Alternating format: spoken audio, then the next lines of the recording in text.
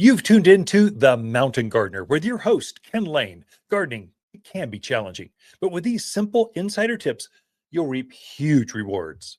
Now, let's tune into today's Mountain Gardener with Ken and Lisa. I was outside adding some coffee grounds to my garden section where I'm going to put my squash, peppers, my tomatoes, and coffee grounds are fantastic for your soil. In the top couple inches of layer. I would say not so much in houseplants, a little too strong, not so much in tiny pots like flowers, but bigger containers, raised beds. Out there in the gardens, fantastic stuff. Around your rose gardens, oof, they would love that. And here's what happens when you do that.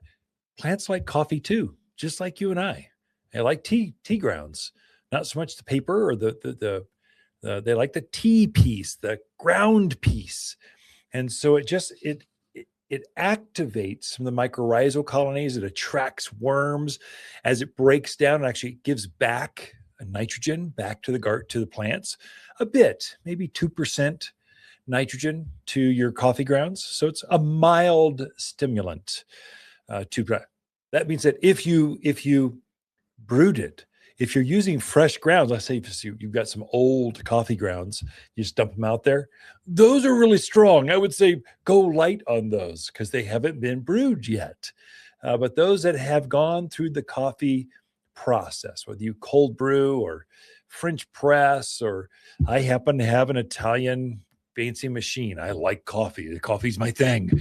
So, and when I have just regular old Folgers, it doesn't quite do it for me. Like it, I was thinking when I was adding the coffee grounds, I went, wow, it's been a journey. Back 20 years ago, 2000s, we just had these Mr. Coffee machines and we would throw this regular filter and take a couple scoops and go, that's pretty good stuff. And then you went to diners, you had the same stuff at the diner. Then we progressed to a Keurig. I remember they came out with the first kind of V shape. So still percolate, still kind of drip through, but the filter was V-shaped. And so you got more flavor out of the beans, but we were still throwing Folgers in there. And then Keurig came out with the K-Cups. I don't know, that was maybe 15 years ago. And so I went, I've got a Keurig drip and then I've got a Keurig K-Cup. I went, oh, this is perfect. And it was good. I don't know if it's nearly as good. It was better than percolated or dripped coffee. What it did, the K-Cups, what they did, they gave us exposure to lots of different kinds of coffees because you could have several sitting there in a drawer and just try it out. It's kind of exposed you to a world of coffee. It was kind of an eye-opener. And then you progress. Now I'm back full circle almost. So now I've got a fancy Italian coffee maker on the counter. And now we have grind our own beans because we know what flavors we really like. And then we add that into the machine and it percolates and it's like a whole nother level. Oh my gosh, it's so good. Grinding your own beans brings out extra flavor. Fresh roasted coffee. I mean, if you just roasted it and just come out, it's way better. And so we roast our own coffee here. So I make my own blends.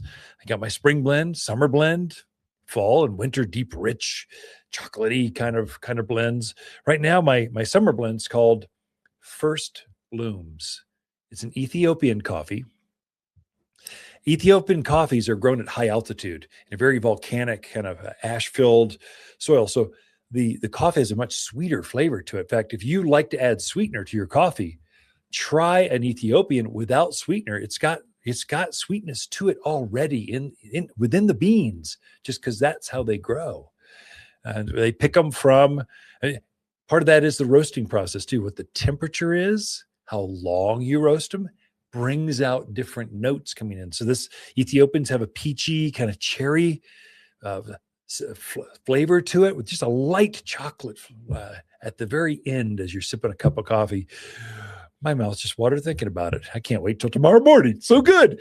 So anyway, just kind of how the journey begins. I got to thinking when I'm adding my coffee grounds out in the yard, if you've got those, grab them. I would say don't garden directly in coffee grounds. It's too much. They've got some stimulants to them. They've got some nitrogen to it. But to add a layer on top of your gardens, your plants are going to love you. Your worms are going to love you. Your birds are going to love you because it's attracting all the worms. I don't know where they come from, but they're just coming in for the party. They're going, I'm going in for my morning brew. I'm going to go hit the top part of the gardens. Yeah, and then it just stimulates all the activity going on.